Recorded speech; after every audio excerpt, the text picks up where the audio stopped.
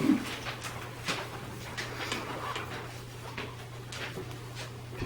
right, so we are going to do sort of a last step check through on all of our equipment and chemicals. Basically what we're going to do is go through each one. You guys will provide pretty much all the information, hopefully, on what these things are, how you use them, experiences that you've had using them either here or out in the industry. And as we sort of talk through each of those, we'll just make our way down the list.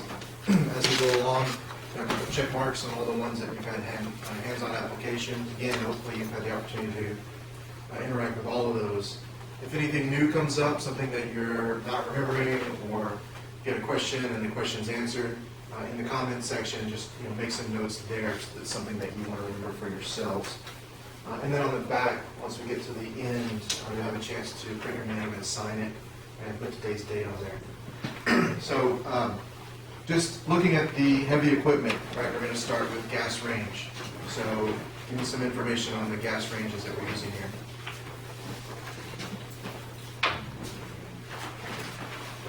I need your clue. There's 6. The pilot light should always be on. If it's not, check the gas. Okay, If so it's on, check the igniter. right, whenever you want to start them up, you got to make sure the pilot light's lit. That's the kind of thing that, when we left for the hurricane, for instance, we went through and tried to shut all those off, just because there's going to be potentially an extended period of time where they wouldn't be running. So as the pilot light's lit, turn the knob, the gas engages. You should have a nice even ring of fire that comes out of those things. What should you do if you find that you don't have an even ring? What's happened? The igniter's not working. Whoever's plugged on that side. Yeah, what happened to the ring that it's not getting an even fire? It's kind of dirty. It's dirty? Yeah. What caused that? What is Grease, something causing that? food. Yeah, so not working cleanly, spilling over, things like that. Those of you just came in, can get sheets, please.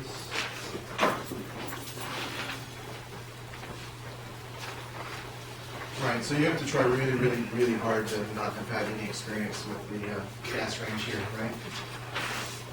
And then our conventional ovens. What are those?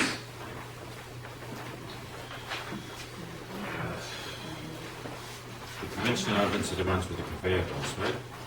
No, that's a conveyor. Just a regular old oven. Or just range? They're the ones that are underneath the gas stoves, underneath the ranges, right? Probably what you have back at your place.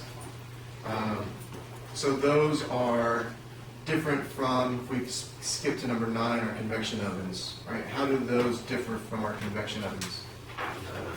Convection has a fan to circulate the hot air. So convection has a fan that circulates the air, keeps more of an even temperature on the inside. What are some of the advantages of that? Cook evenly. Browning, okay. Yeah, Even heat? cook faster, same temperature. Most cases, faster cooking. What are some of the dangers of that? What should you not put into a convection oven? Definitely something lightweight. Lightweight, like what? It's gonna It's blow an paper. entire, oh, like paper. Okay. Or like coconut flakes. Coconut flakes, that's a good one. Parmesan cheese, if you're making wheels. Had that happen to me. What else? A specific food group. Something that's light, delicate, cooks quickly. Eggs can take a while. Fish. Fish, avoid fish in the convection ovens, right? Because they will dry out pretty quickly. They will overcook very quickly. Especially fillets, yeah. All right, good. So we got a good contrast on our conventionals and our convection ovens. The smoker. So we have our standalone smoker that we use here. Not at all too dissimilar from what you see in the industry. I've seen them before. So tell me a little bit about that. Gas or electric? Electric. Electric, right? So what do we do for that? Is that a little box? Soak your wood chips and put them in the box. Right, so you soak your wood chips. Why are we soaking our wood chips? So they don't just catch fire. What else? Causing more smoke. Yeah, you got the moisture in there, that's going to cause the smoke. So when the smoke hits the meat, hopefully you've got something that's a little sticky, right? So all the particulate that's in the smoke is what gives it the flavor that we're looking for. It can help color it as well. So yeah, just that metal pan holds the wood. We've got a ring of metal that goes around that. As that heats up, causes the pan to heat up. That causes the wood to ignite and smoke. What's the biggest problem with the smoker? What would y'all say? Keeping the smoke going. Making sure that you've got a continuous smoke? Yeah. Sure. What are some of the pitfalls? How does that happen? Aside from not putting enough wood. What else would cause that? Steam doesn't come out, the smoke does not come out, that's a reason. Yeah, what causes that? It doesn't just do it by itself. Keep opening. You've got an obstruction to your ventilation. No, she's talking about it actually not smoking. Electrical malfunction. Yeah, but hopefully, I'm talking like user error here. Keep What opening. we do that causes Oh, yeah, that. keep the door closed. Not having both latches Keep the on. door closed. That's all the same problem Okay. though. Turn it on. Did we forget the wood? No, the wood's in there.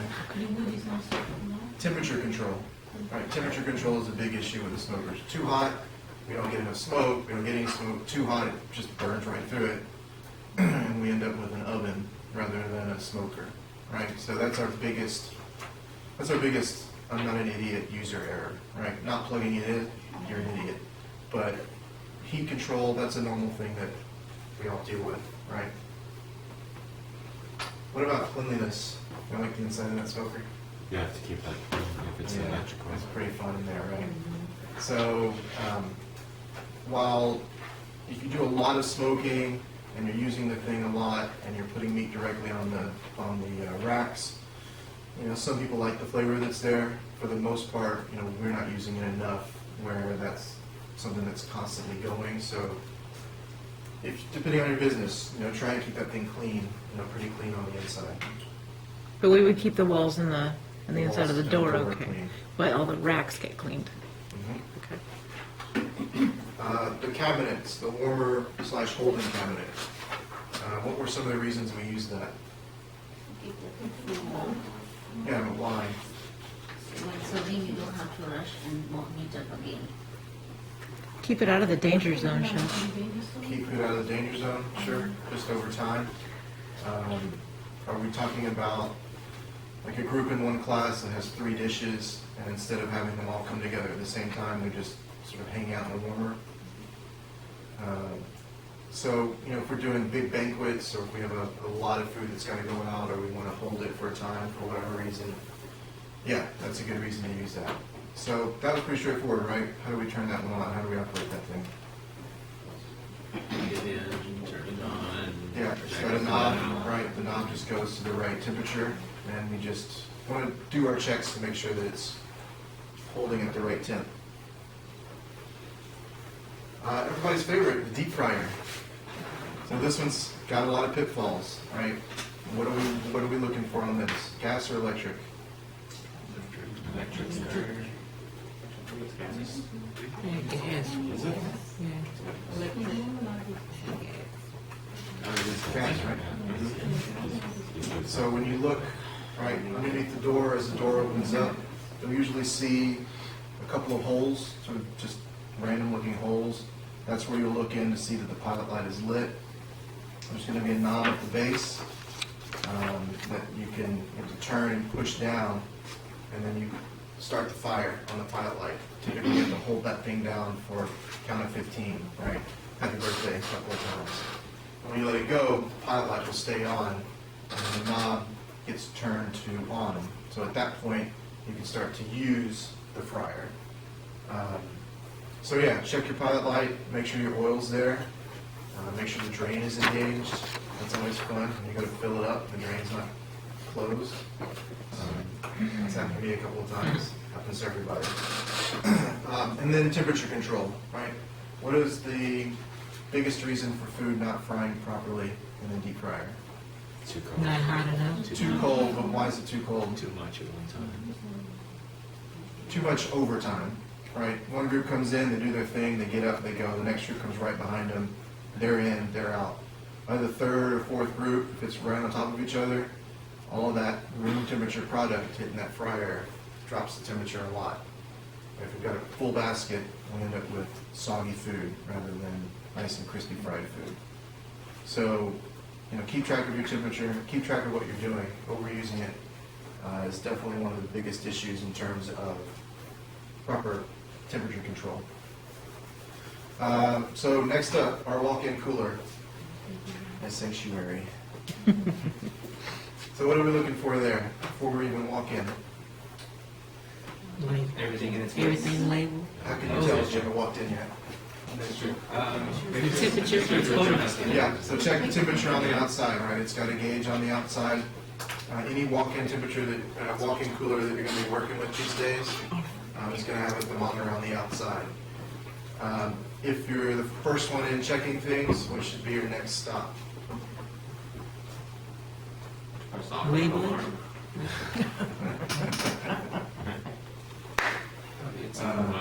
Make The sure. inside thermometer, right? There's one in the back, all the way against the wall. Typically, you want to try and keep it sort of out of direct line of the fans if possible. Just to make sure that what the door is reading is close to or the same as what an internal thermometer says. So what else? What's important with working with a walk-in cooler? If you're the one responsible for a walk-in cooler, for instance. Keeping it organized. Organized and clean, sure. How do you organize it? Labels. Label. Labels, but that's follow-up. That's not organization. Same thing in the same place all the time. That's follow-up. That's not organization. Doesn't make that really sense. TCS foods at the bottom, Okay, so ready to eats up top, ready eats on the top, raw foods on the bottom. dairy What in the else? back. Dairy's in the back. What's in the front, closest to the door? Herbs Vegetables. and vegetables. Herbs, delicate things, right? What else did you want to put close to the front? Things you use now? Things that you use a lot, right? So something like butter, which is something that we use a lot of, you wouldn't want it buried in the back corner. Because if you're a person paying somebody to go work, you're going to pay that person all those steps to get to the back and all those steps to get to the front. So that's just labor hours that a lot of times we don't think of, but can add up over time. Good. Walk-in freezer. So what differences would we see in a walk-in freezer than a walk-in cooler? Lot cooler. Ice like super on the bottom. Okay, so watch for ice on the floor. Yeah. Sure. Other than that, they're pretty much the same, right? Check your temperatures, good organization, make sure everything's labeled properly. First in, first out is a big one on both of those. Okay, good. Also labels out so that you can see quickly where Oh, sure. things are. Sure, so you can see the labels. Right, Good, so you're not in there for merchandising. too long, yeah. Yeah. The steamer. Where's the steamer? The corner, by Neo. That's in them. Oh.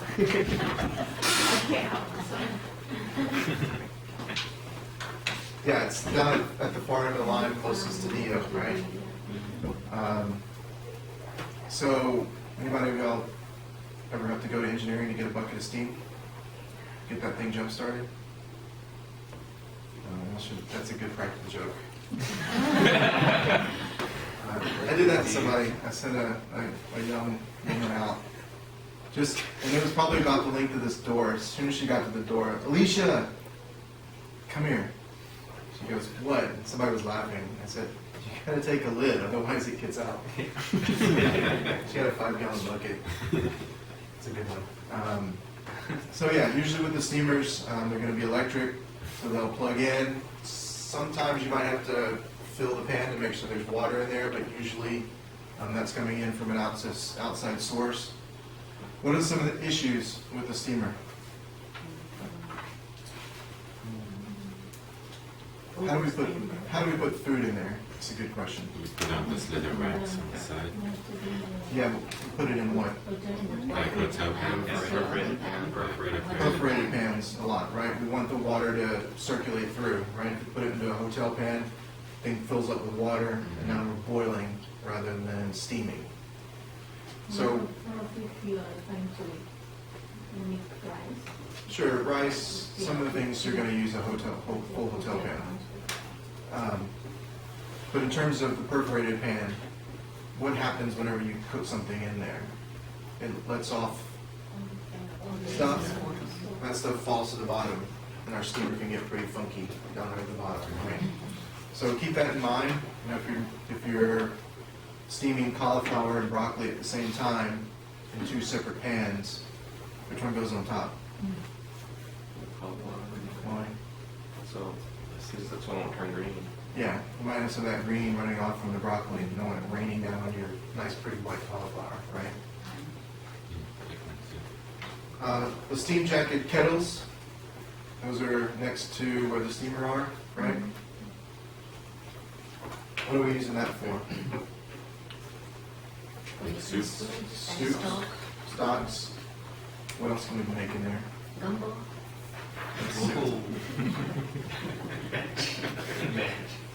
Gosh. My last job, we used 3 of them. We would make 450 gallons in each kettle, like barbecue sauce. That'll last us for a couple of weeks. We made sauces, meat sauces, stuff like that. Searing in those kettles is tough. Why is that an issue? Because there's industrial heatation. So where are your saute pans? What causes the heat on these things? Steam. Steam, right? How high does steam get to? 312. What temperature does meat start to, or proteins start to go through the Maillard reaction? 70 maybe? 270? 350, 325. Up above 300, right? That's when meats start to sear. So you typically don't have enough heat generated by that steam to get a good sear on meats, right? You can get some color, you can start to cook all the fat out of it, but if you want a nice hard sear, you gotta do it before it goes into that steam kettle. Sweating is great, right? You wanna sweat down some veggies to make a sauce or a stock, fantastic. So, make sure you're using that in appropriate uses. They do make those steam kettles in fairly small units, so like 3 or 4 gallons rather than some of the bigger ones that we have here. So it is something that you might use out in the real world, something to just keep in mind. The tilt skillet, that's a fun one. So tell me about that thing.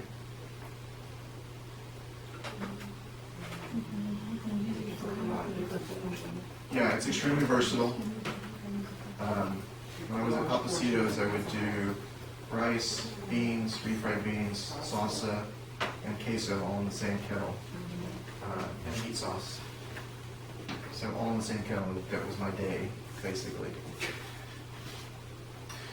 Yeah, I would do, yeah, everything from brownie bacon to queso. So very versatile, lots of space, so good for searing. If you have a ton of chicken breasts or something like that to sear, you just want to grill them off, that's a good place to do it. Just make them nice even rows. So how does that thing work? Electric, okay. Same basic principles. Knob goes on, it heats up, do whatever you need to, and you can tilt it, which is where it gets its name, to get everything out, right? It's got that spout up the front. The gas grill. So tell me about this thing. Where's the heat source come from? Gas. Where's it located? The actual heat source. At the bottom, right? It cooks from the top up. If it were from the top, what would that be? Broiler or salamander, right? Either one. So salamander and grills are extremely similar in the way that they work. So with the gas grill, we've got the grates on there. All right, tell me about the grates a little bit. Yeah, make sure they get wiped down. Make sure they get oiled. Some people like to season them with like a half of an onion or a half a potato or something like that. Right? Get it nice and hot. Make sure it's nice and hot. Right? What's the point of a grill? the marks. Yeah. Right, you want to get nice, good grill marks, right? So you put the hatch on there, right? When you put a piece of chicken breast, an oblong piece, how should you put it on the grill? At a 45-degree angle, right? When it's done, stick your arm in there, pop your elbow all the way out, put it right back. That'll give you a good 90-degree turn, so you get good hatch marks, right? Flip it over if necessary to finish cooking through, right? So what's a flavor profile that you would expect to get off of a grill versus, say, a griddle? Charbroil. Right. Charbroil, if you're using wood, you can get some of that smoky flavor on there. But it tends to be just a richer flavor, higher heat, more intense heat. Plus you get that good caramelization and that contrast of flavor from where it's grilled to the part that's just cooked. The deck ovens, we talked about that. The deck ovens around the corner, typically for the bakers. What's some of the characteristics of that thing? What sets it apart from a conventional oven or convection oven?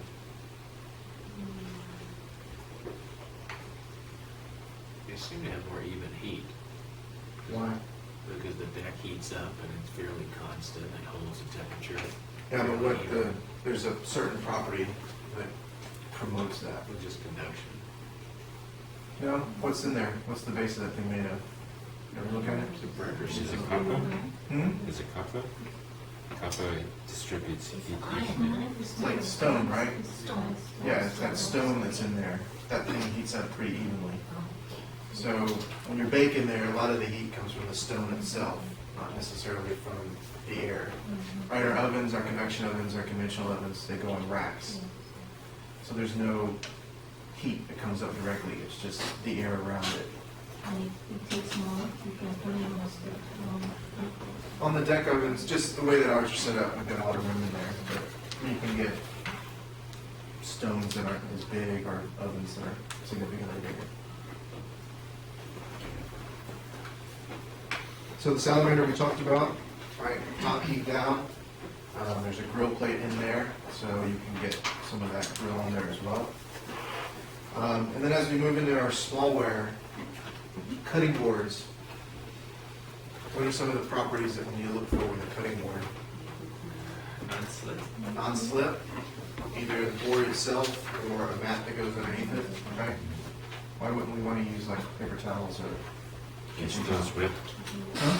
Paper towels rip easily if you move it too much. If you do it right.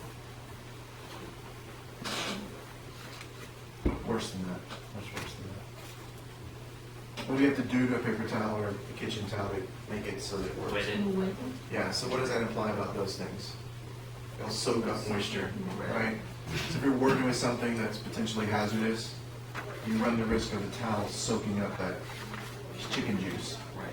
If you continue to use it, right, even if you use a fresh board, you put it back on that same towel, and you've got chicken contaminated boards.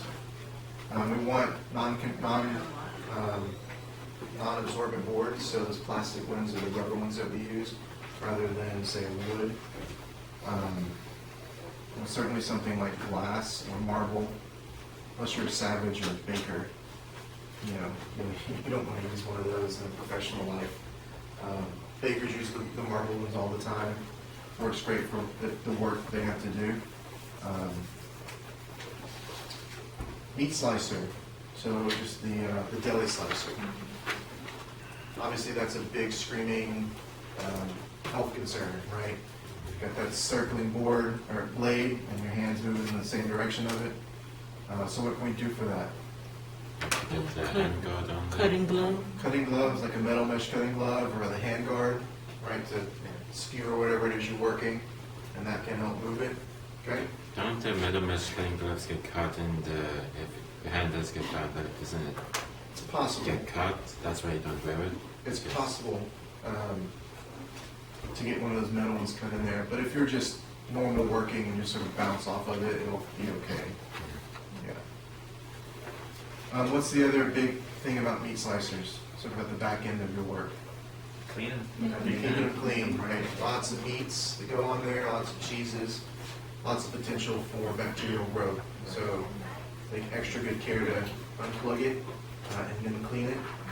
I've seen one of those things go up in smoke. It wasn't me, fortunately, this time, but it happens. Our immersion blender, so tell me about that. Basically, we've got two of them, right?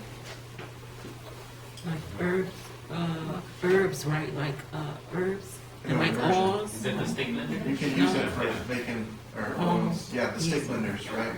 So we've got two of those. What are the differences between the two? One's big, one's One's small. gigantic, Yeah. right? One's a little hand guy. But basically they work the same way, right? How do we get those things to start? Flip the switch, plug it in. Plug it in. After that. And you just hold you depress the button. Yeah, usually they have a 2-button trigger, right? You have to like unlock it On the then. top to open it up, and then the other one to actually engage it and start the motor spinning. So it's a good safety feature, right? You've got this blade that's just sitting out there in open space. The big ones, obviously, for big batches, or we used to make Caesar salad. We just lock that thing into place, put it into a 5-gallon bucket with all of the stuff, and then poke a couple of holes in the little seal on the oil, and just hang it over the bucket.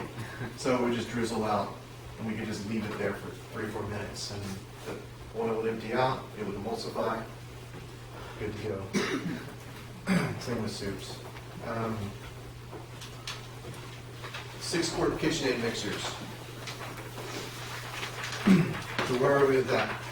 What are we using that for? For whipping, blending, or mixing. Whipping, so we have 3 attachments for that, right?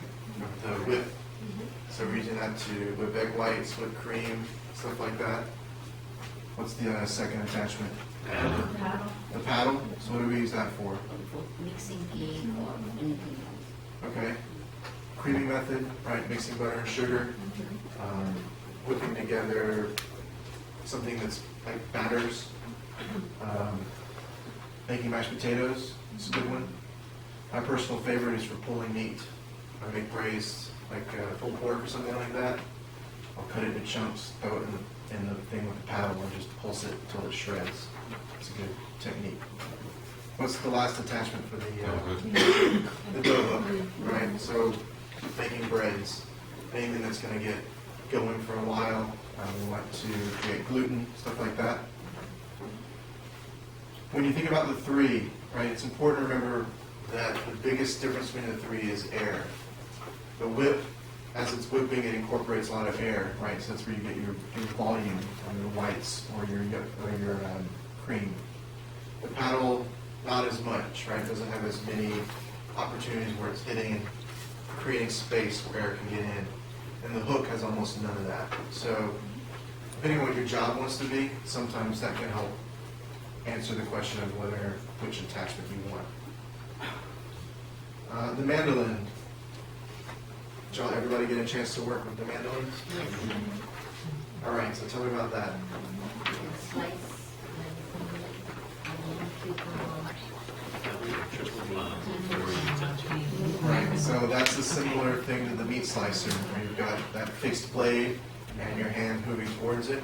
So personal protective equipment, things that you can do to protect your hand, either gloves or food guard again. Cut close to the end of your, if you have any room, try to cut all the way to the end. Don't go all the way to the end if you can help it.